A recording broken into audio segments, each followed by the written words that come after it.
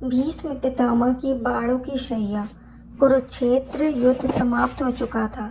शांति की स्थापना के बाद जब श्री कृष्ण और पांडव बाणों की सेज पर पड़े भीष्म पितामह से अंतिम ज्ञान और आशीर्वाद लेने पहुंचे, भीष्म की आंखों में पीड़ा थी, लेकिन मुख पर तेज।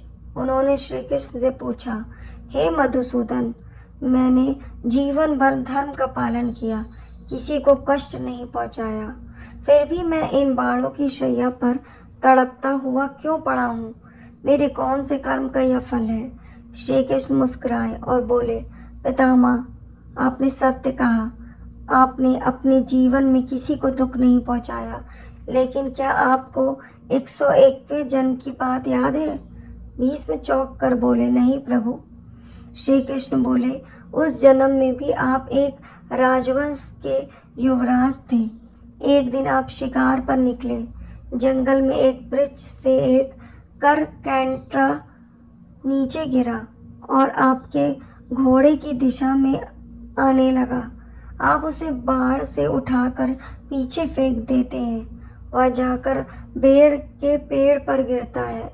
उसके कांटे उसकी पीठ में गहरे धंस जाते हैं। वह जीवित तो रहता है, लेकिन 18वें दिनों तक तड़पता रहता है, क्योंकि जितना वह निकलने की कोशिश करता, उतने ही कांटे उसकी पीठ में चुभते।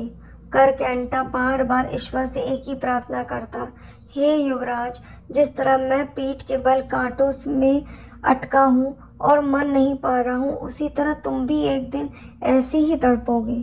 श्री कृष्ण आगे कहते हैं, आपके पुण्य कर्म इतने शक्तिशाली थे कि उस श्राप का प्रभाव तुरंत नहीं हुआ, लेकिन जब हस्तिनापुर की राजसभा में द्रौपदी का चीरहरण हो रहा था, तब आप वहां उपस्थित थे।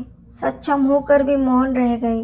वहीं से आपके पुण्य क्षीण हो गए, और जैसे ही पुण्य समाप्त हुए, करकैंटा का श्राप आप पर प्रभावी हो गया, और इसलिए पितामह, आपको भी 18 दिनों तक तीरों की शैया में पर उसी पीड़ा के साथ रहना पड़ा, जिस पीड़ा से वह करकैंटा तड़पा था।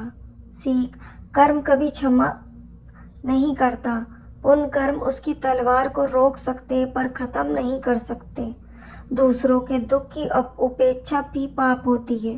यह कहानी महाभारत की सबसे गहन शिक्षाओं में से एक है कि धर्म केवल स्वयं का आचरण नहीं, बल्कि अन्याय को रोकना भी है।